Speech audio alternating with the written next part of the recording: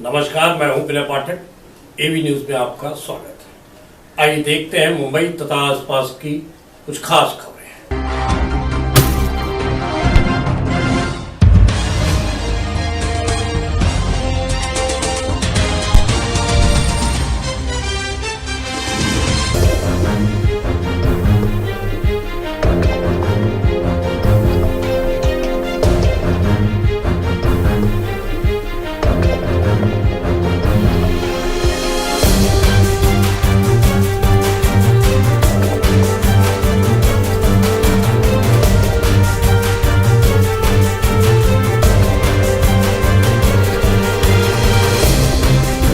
कौन कहता है आसमान में सुराख नहीं होता, तबीयत से पत्थर तो उछालो यारो। ये पंक्तियों को चरितार्थ किया है कृष्ण मिलन शुक्ला ने। जी हाँ, मुंबई के ताज होटल की तस्वीरें गवाह हैं कि अब उत्तर भारतीय समाज में परिवर्तन हो चुका है। ब्राह्मण एकता मंच, चैरिटेबल ट्रस्ट एवं परमार्थ ट्रस्ट द्वारा मुंबई के ताज होटल में ब्राह्मण समाज का विशाल सम्मेलन का आयोजन किया गया, जिसमें देश के अलग अलग राज्यों से लोगों ने आकर भाग लिया। इस आयोजित कार्यक्रम में मुख्य अतिथि के रूप में आरपीआई के राष्ट्रीय अध्यक्ष व केंद्रीय मंत्री रामदास आठवले उपस्थित हुए, जिनको इस आयोजित कार्यक्रम में समाज श्री की उपाधि से सम्मानित किया गया।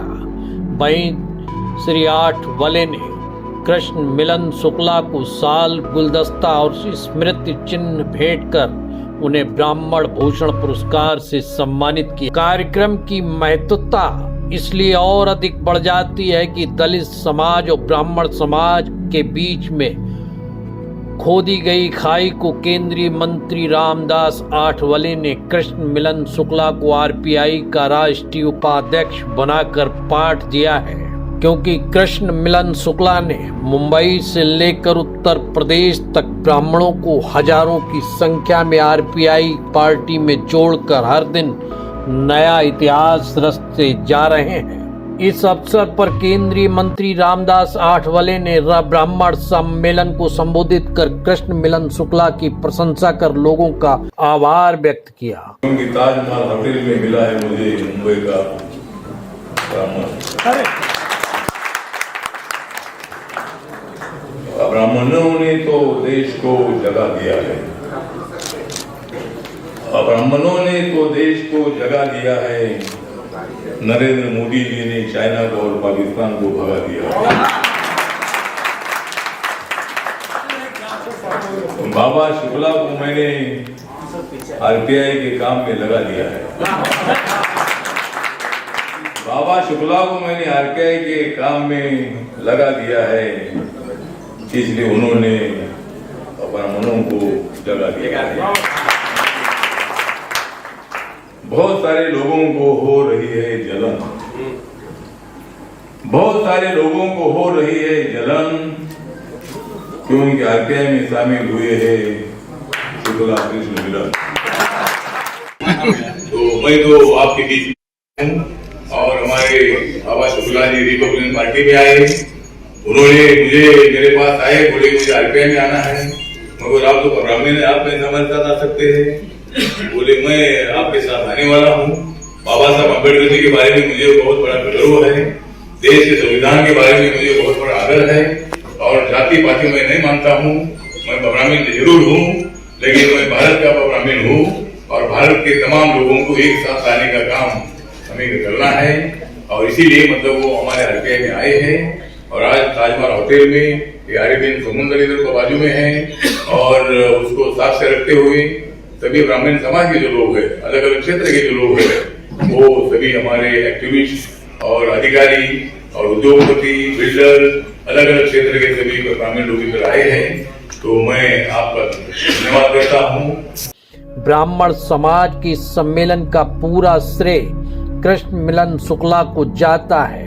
उन्होंने इस कार्यक्रम के बाद क्या कहा, आइए हम आपको सुनवाते हैं।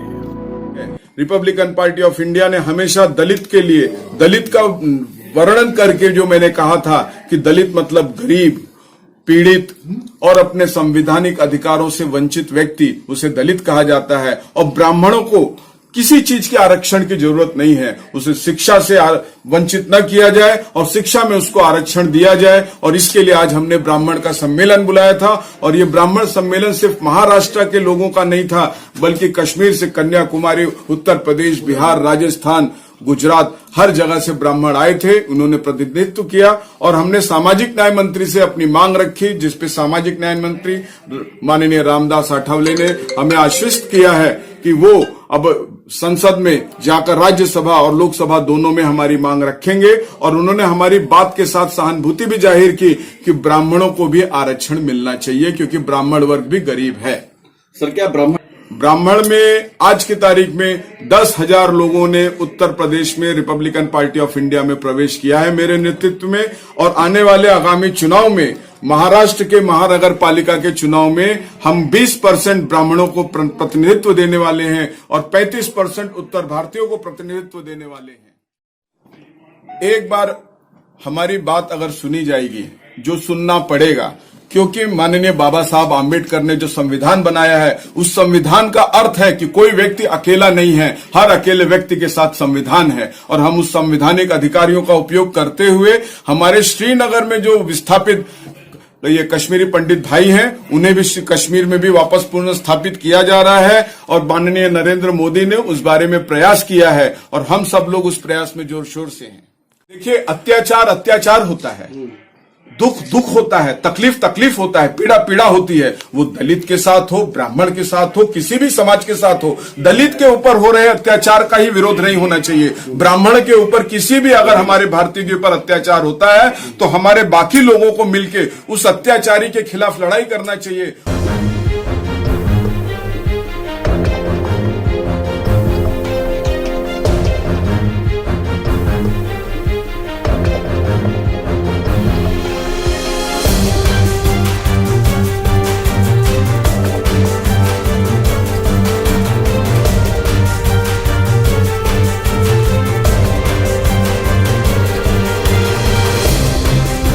एबी न्यूज में अभी तक की खबरों का सफर करते हैं समाप्त। मेरे पाठक को दीजिए इजाजत, हम फिर मिलते हैं नई खबर नए सफर के साथ। चलते चलते गुजारिश, विनती, अनुरोध, यदि आपके आसपास कोई समस्या है या कोई घटना घटित हुई है और आप उसे हम तक पहुंचाना चाहते हैं तो हमारी स्क्रीन पर दिखाए जा रहे नंबर पर सीधे संपर्क कर सकते हैं।